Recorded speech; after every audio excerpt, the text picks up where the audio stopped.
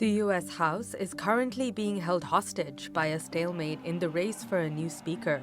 This is the first time in a century that no nominee for House Speaker could take the gavel on the first vote, in an impasse President Joe Biden has called embarrassing.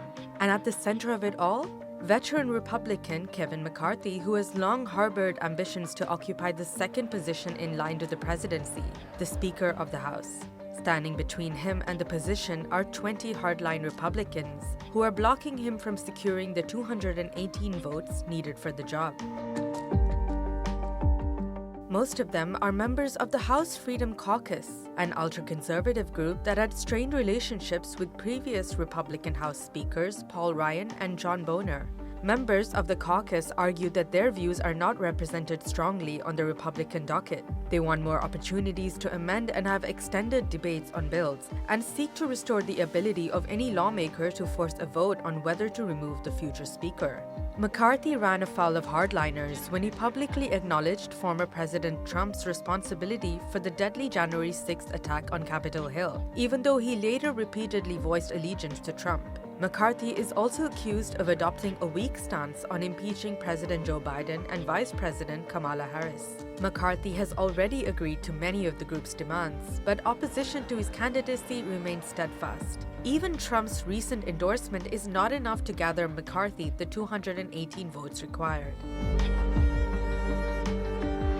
McCarthy's political career spans over 2 decades, beginning when he worked in Republican Representative Bill Thomas's district office from 1987 to 2002, before being elected to the California State Assembly. He has been a congressman since 2006, during which time he served as Majority Whip and led challenges against former President Barack Obama's policy goals, particularly the Affordable Care Act, a medical insurance reform. He also tried unsuccessfully to run for Speaker of the House in 2015.